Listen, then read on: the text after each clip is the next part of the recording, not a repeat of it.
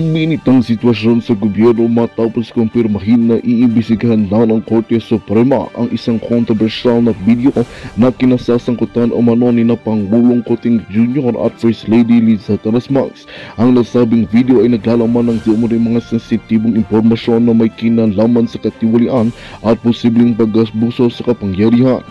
Dahil dito, agad na naglabas ng kautusan ng Korte Suprema upang masusing suriin ang nilalaman at pinagbulan ng naturang material. Sa gitna ng mainit na imbestigasyon, kapansin-pansin ang naturang reaksyon ni Justice Secretary Boying Rimulya na agad umanong naghanap ng simpatya sa publiko at sa mga kapwa-opisyal.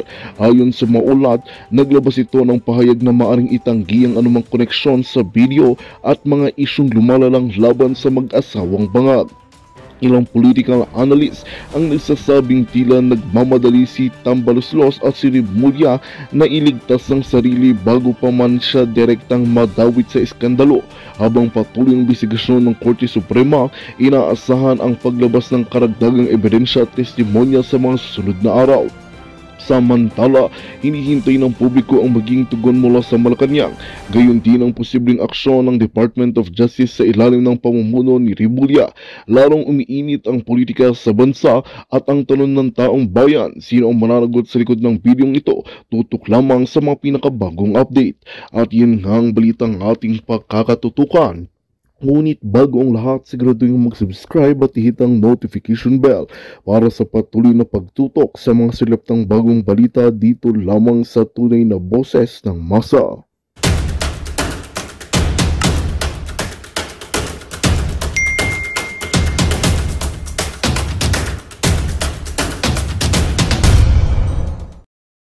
Gago, you're fired. Hindi kayo pwedeng magmalaki sa isang kumpanya. Pag kayong handbook, gusto nyo pang palitan to favor yung nakawan ninyo o yung to favor yung extension ninyo sa office, you are fired. Ba't nyo papalitan yung handbook? Kami gumawa niyan eh.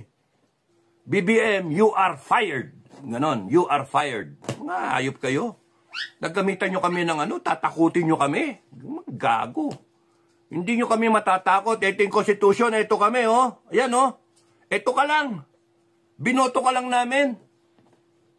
Kaya nga, kung nakikinig kayo dun sa, sa previous vlogs, mga kababayan, ang dyan, huwag kayong matatakot. Tayo ang masusunod. The Philippines is there because meron tinatawag na Filipino people. 117 million of us now. 117 million. Huwag kayong natatakot sa armed forces. Kakampi ang armed forces tsaka ang PNP. They are there to serve you. Serve me, serve everyone. Serve all of us. Serve the Filipino people. Ano ba yung mga motto? To serve and protect. Yung PNP, sino pinoprotektahan nila? Sarili nila? To serve and protect the Filipino people. Pati ba tatakot sa polis? Kakampi ninyo ang polis.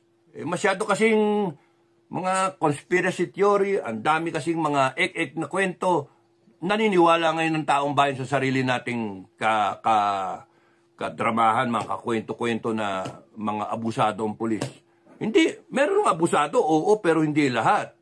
Yung hanapin ninyo yung mga kakampi, nandyan lang sila. At saka ganun din ang armed forces.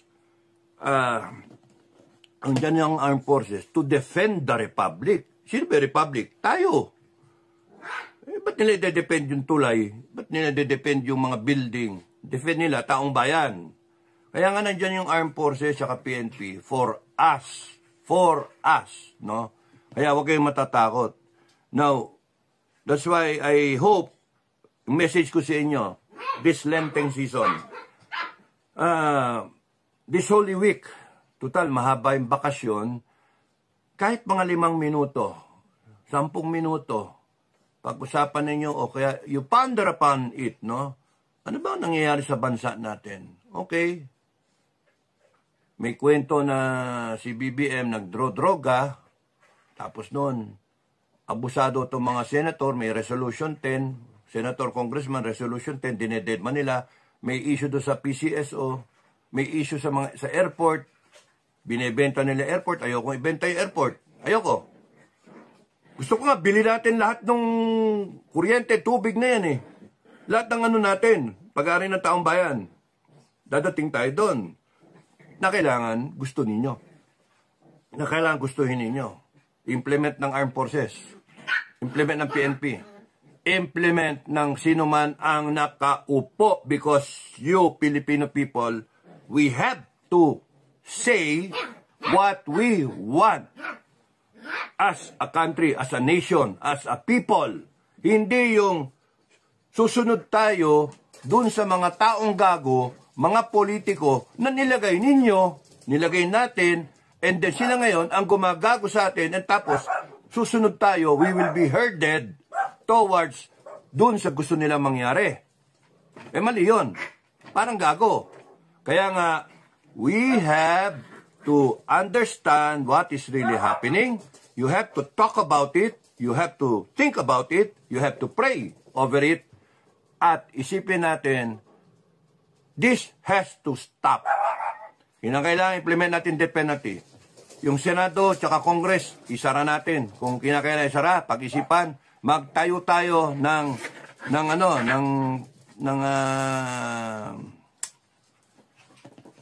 isang gobyerno na responsive para sa taong bayan. Hindi yung sila-sila lang. Nagnanakaw sila, nagkakawatan sila, sila-sila lang.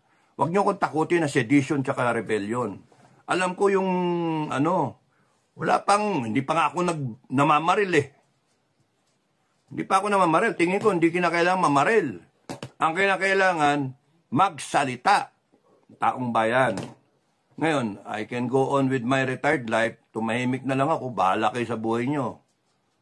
And then let these people do what they're bred to do. Bred, ha? Yung sabihin, nagbreeding sila eh. Dumami, mga dagayan, mga dagang kosta.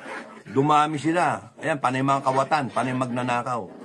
Wala silang pakialam sa Pilipino. Gigibain nila kakainin nila ng pagkain na tinabi nyo.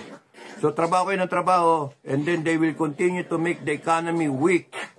Papor sa kanila, so that nakaayuda yung karamihan, hindi naman karamihan, mga 30% ng mga tao nakaayuda para sumusunod sa kagustuhan nila. Like Chacha, bigay sila ayuda para pirma-pirma yung mga kababayan natin. You see how evil these people are? That has to stop. Pag-isipan nyo, gusto nyo ba na maging tayo may-ari ng kuryente tubig? Gusto nyo ba na matanggal yung 40% ng budget na pupunta sa corruption? Kung 5 trillion yun, times 40, that's around 2 trillion goes to budget. Goes to corruption. 5 trillion na budget, 2 trillion of the budget is estimated to go to corruption. And if we stop corruption via death penalty, imposition of the death penalty, kasi sinabi natin, gusto natin, yung bigote, kung balbas ko, magpahaba ko hanggang lupa na, no? Hanggang lupa. Hindi pa napapasin death penalty. Ba't ako maghihintay ng ganon? Hindi. Tayo ang magsabi, pinapasa natin ng death penalty. O, sino may abla? Sino mag-abla? Yung mga sinasabing, unconstitutional yan, etc. etc. Nagpaparatify nga kayo ng constitution sa amin eh. O, ayan ito kami ito yung constitution. Gusto namin magkaroon ng death penalty, period. Yung abla, sige, siguro magnanakaw kayo, no? Gusto namin death penalty para sa droga, para sa mga rape, mga heinous crimes. Para tumigil yan. Gusto namin death penalty para sa economic sabotage, smuggler, tanimbala sa airport, lahat kayo. Tignan nyo kung natigil yan. Tigil na smuggling, economic sabotage, death penalty. O yung mga abla, umalis kayo ng bansa, mga ibang bansa kayo. Kasi sobra na yung ginagawa ng mga loko-loko eh. Tapos gawa tayo ng standard. Ano ba ang kinakailangan na standard sa isang senator sa isang congressman? Kung makaasta sila, kala mong hiya-hiyain nila yung mga mga witness nila eh. Inibitan ninyo maya-maya, parang kriminal na yung witness eh. Mga hinayo pa kayo, mga senator, at saka congressman. Sobra kayo. It has to stop. May standard dapat tayo ilagay. No? Kaya nga kung if the military would, I will even support the armed forces na mag-ano kayo na lang, wag nang ibigay sa civilian na authority muna, wag na muna sa politicians. Because they have failed us And you are part of this country. Military men at saka PNP, you are part of this country. Now what can you do? Yun nga, sinasabi ko na nga, yung, di ba, na-discuss ko yung isang senaryo. Senaryo is mag-revolutionary government. Yung isang senaryo na pwede mangyari. Sabi ko, ayoko nga tapos isa, military junta, na ayoko rin. Isa, kudeta, ayoko rin. No? Isa naman, yung lalaban si BBM to stay in power. Ang dahil senaryo, senaryo 1, nandun pa rin tayo hanggang ngayon Status quo, ano nangyayari? Kasi nga, hindi pa nagsasalita si BP na talagang mag-break away sa unity. Until such time na si BP hindi magsalita at okay pa sila ni BBM, then wala kayong magawa. No? Ba't kayo nag-iingay? So, ano ba? Ano ba talaga? So, yun nga, napag-isip-isipan ko yun Napag-isip-isipan ko rin na yung mga sinasabi, sandali lang maingay. Sino maingay? Sino maingay? Di ba sinabi ko lang maingay?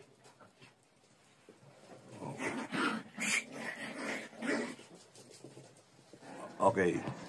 So, pinag-aanohan ko, yung sinasabi ng vlogger na confirm niya na merong pulburon video at napanood niya. To me, that is very sensitive. That's critical information. Something's really wrong, Tapos, come to think of it, bakit nga patatagalin yun? Tapos, yung mga sinasabi namin, sinasabi ng iba, timing, there's a timing for everything. Yung mga ganun ba? Right now, sorry. Sa mga nakikinig, mga pro Duterte o kaya pro change o I have to speak out Sorry sa inyo, sorry. Pero sa akin, sa tingin ko, mali May mali. Because pagka sinasabi mong timing, it benefits a person. It benefits yung GMA formula Yun naman yun, Real talk. It benefits a person. BP Sara, for that matter. Real talk. It benefits her. Hindi, not really her wanting it, but the people around her might be the one thinking of a 10-year, like me, na sinasabi ko, hintayin June 30, dahil sa yung constitutional provision na June 30, saktong 2 years si BBM, so in that pwede na hinug na si BP Sara para to carry on the position of President. Walang masama sa ganong isip. Walang masama. Tapos that will afford her to run for elections for 6 years, another 6 years by 2020. So 4 years plus 6, GMA formula 10 years. Pero after careful thinking I have to say na merong dapat hindi na isipin yung timing sa totoo lang. Kasi kung ang iniisip natin ay taong bayan, hindi mo dapat isipin yung delay. Hindi dapat ma-delay yung tulong o yung aksyon na gagawin kasi yon ay para sa taong bayan. So, pag-isipan nyo nga. Kayo, pag-isipan nyo. Na pagdasalan nyo nga para tama yung Kasi, kung June 30 pa, okay, niisip natin yung 10 years ni BP Sara, pero, paano ngayon yung taong bayan? Kasi marami nagsasabi naman, and in fairness din sa mga nagsasabi, Sir, bakit kinakailangan yung delay-delay pa? Bakit hindi na ngayon? Kasi talagang nagdudusa na kami. Na hirap kami. Trying to make ends meet. Mataas ang bigas, mataas ang bilihin, mataas ang gasolina, mataas lahat. So, question mark. So, lalo na yung ngayon, na kung yung totoo yung sinasabi na napanood nga yung Pulburon video, di ba lalong nalagay sa critical situation ng bansa natin at mga kababayan? Because if totoo nga merong video na yon na Pulburon, therefore, yung presidente ng Pilipinas nag-take na ayaw magpa-drug test, deadma, delikado yun because maharap siya sa world leaders, baka mapagera tayo. Yun yung problema doon. So we have to settle this right away. Kung ang issue ay yung tenure ng presidente ng isang vice president na 10 years because of the GMA formula, ang dali nun. We make a declaration that she takes oath of office July 5. Tapos, o kaya gawin mo December na lang para yung magkaroon ng transition. Uy, maganda yun may transition. No, Armed Forces, tsaka PNP, taong bayan, implement yung gusto mangyari. Nandun lahat, pasok, and then clean up drive. Clean up drive, lahat ng virus. Tanggalin lahat ng virus. Tapos nun, by the time na mag-take oath of office si BP, kung gano'n ang mangyari sa senaryo, o di mas maayos, okay na, install din death penalty, tapos i-appoint na lang yung Senado, na-screen na, may screening committee, for example, composed of the PNP, AFP, dalawang bossing, AFP, PNP, nag-isip lang ako nagpaplano ng ng military takeover, Hindi 'yon, nag-isip. I'm trying to solve the country's problem, by way of thinking aloud. Kung ayaw nyo maniwala, wag nyo. Ang sa akin, I'm trying to solve the problem in a very, very peaceful manner and trying to solve everybody's problem. Problema sa konstitusyon, problema ng mga Duterte, ni BP pala, na isa sa pinakamagaling, actually, pinakamagaling na public official ngayon no? Pinakamagaling na department. So, talagang tama lang na siya yung on deck. Totoo naman, on deck siya. So, dun tayo. Now, ang stumbling block is yung constitutional provision. At simple, ang reckoning is yung out of office kung sakasakali man gano'n ang mangyari, no? And then, kunyari si BBM, isubject siya sa drug test talaga. Drug test, implemented by the PNP, AFP, under close supervision, and then ang daming Ay, gusto nyo public para once and for all, matanggal natin yung myth o yung rumor. Because you're talking of the President of a Republic. No? Yun ang And right, as it is ongoing na mga haka-haka, hindi. Sinabi na nga, napanood daw yung, yung video Totoo daw Now, kanino ba dapat yung burden of proof? Yung accuser, di ba? Sige, produce yung video. Ngayon, hindi mailabas yung video. Bakit? Timing. Nainis ako dun Nainis na ako. Timing. Sabi ko nga, timing will benefit one person. And then probably benefit the country up in the long term, 10 years of presidency. Pero right now, June 30 benefits one person. That's the BP. So, kumbaga sa yung mga nag-iisip para sa kanya, loyal para sa kanya, I understand that. Ay, ganun din ang thinking ko. Pero after some soul searching, after deep thinking, and I'm still going to pray about it, ano yung tama? Ang alam kong tama, makinig kayo, ang alam kong tama, pagka may problema tungkol sa droga sa isang leader, question mark na yon. Pagka may nakawan na nangyayari, bilyon ang pinag-uusapan, hindi a few thousand pesos, bilyon, may problema. Pagka on the rise yung drugs, mga drug cases, syndicates, etc., all over the country, may problema. Pagka may taas yung bigas mo na pinangako 20, naging 60 na ngayon, papuntang 70 pa. So, may drought, merong El Nino, etc., mataas yung bilihin, may gera sa buong mundo na ongoing, Ukraine tsaka Israel, and pwedeng magkaroon ng world war anytime, laki ng problema. Hindi tayo handa, food security, hindi tayo naka-focus sa food production, hindi, importing nga tayo eh.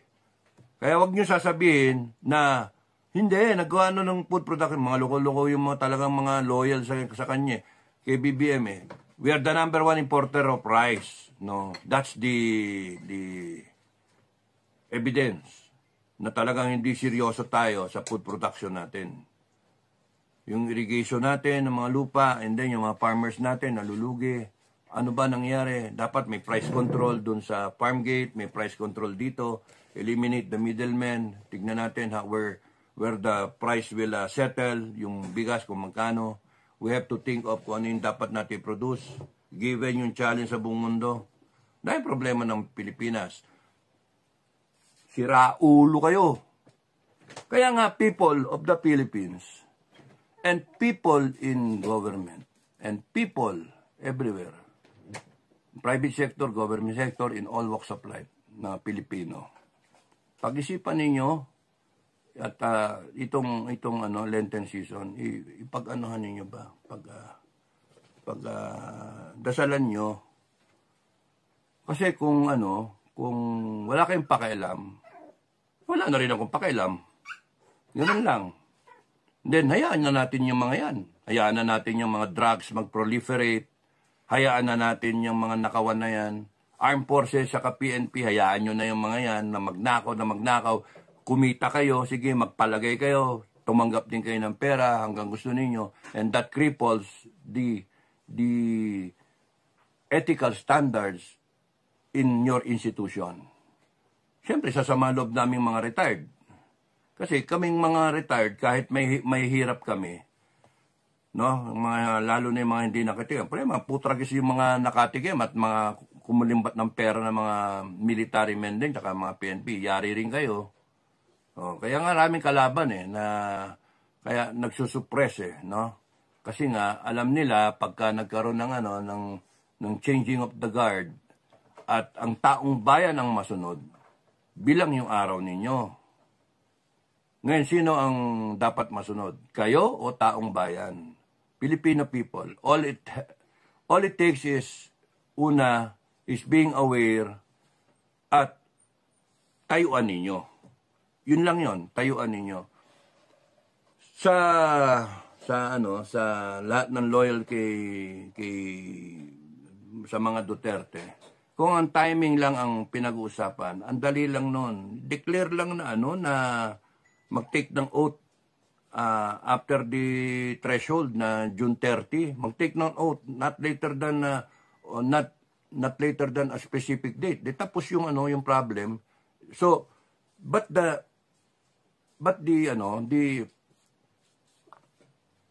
people has to stop now. Mami, kita kayo dyan. Yun kita kayo. Ayun si Mami. Yun nagpakita pa. So, yun yung it has to stop really. And kung hindi kayo magsasalita at hindi kayo magigising, then people like me, guys like me, can only do so much. Why will I sacrifice na pupunta ako sa kalsada, pati si Metran, kaming dalawa, pati si Makana, si Maki, punta kami sa kalsada, and then, placard kami ganyan, malangya. Tapos, kukulong kami. Disturbance to public order. Pero seriously, Armed Forces and PNP, I want you also to look at it, no? Akin, okay lang eh. Akin, upakan nyo ako, kulong nyo ako, okay lang yun eh. Okay lang sa akin yun. Pero ang ano dito, mahalaga dito is, i-define ninyo sa sarili nyo, tama ba yung nangyayari? Tama ba? Certainly, there's something wrong kung there's credence, kung totoo na yung presidente ay nag-involve sa droga, abay, hindi biro-biro yon. Something's wrong with that. Haharap ka kung kani-kaninong bansa, tapos nun, ano yung presidente? Adik. Tapos nun, pag-uusapan mo against China, yung policy natin against China. Anytime pwede tayong magkagera. Mas ganyan yung presidente mo. Something's wrong. Kaya nga sa akin, abay, magsalita tayo ng April 9, which I intend to do something about it, April 9, araw ng kagitingan. O sige, trying to be a hero. Pero kayo rin. Huwag nyo kaming pabayaan, no? Trying to be a hero, let's say it, para yung pulburon video we demand ilabas na. Kasi kung ang pinag-iisipan nyo, you don't swear in BP Sara earlier than June 30 o earlier than July 1. O di gawin natin December pa. O di muna, transition muna. Ayun, thinking aloud, no, scenario 6, thinking aloud. O di, AFP, PNP, part of that transition committee. Oh, ang ganda pakinggan, no? Transition Council. Na lahat ng religious leaders nandun, lahat ng ex-president nandun. Ilan lang kayo? 12, 13, to break the tie. Oh, sino yung mga komposisyon? Siyempre, sinabi ko na, bakit religious ang naisip ko? Kasi may following sila at kaya nilang disiplinahin yung sarili nilang mga tao. Oh, KOJC, million, 7. Tapos nun, yung El Shaddai, 14 ba yun? 14. Ganon din yung 15. Yung, tawag dito, yung Iglesia, 3 na yun. O yung Jesus is Lord. O ilan yun? 12? I don't know. Alam ko million eh. Tapos nun yung Roman Catholic, marami yun. Kami yun. O, tapos nun sa mga Muslim brothers natin, dapat represented din sila. Hindi pa, alam ka naman Kristiyano lang to. O, 6 na yun, plus yung 2, PNP, AFP. O, 8. And then, yung buhay ng presidente, si ERAP, si GMA, si Digong, 11. O, 11 na. Sino pa? Pwede na yun. Spinawin na yun. And then, sundan nila yung listahan na gagawin ng taong bayan. Ito yung gusto namin. And sila yung mag-ano ng detalye. Sarap sana, no, pagka ganon. Kaya nga, nasa inyo. Pagdasalan ninyo, pag-usapan ninyo, pero that is a way out of what we are inheriting or what we are Magandang balita ang hatid namin sa inyo ngayong araw. Sa pagtatapos ng aming balitaan, nagbigay kami ng mga mahalagang impormasyon. Maraming salamat sa pagtutok at pagsuporta sa aming programa. Huwag kalimutang manatili sa mga susunod na araw para sa mga bagong balita at mga kwento na dapat nating abangan. Mula sa Boses ng Masa, magandang araw, Pilipinas!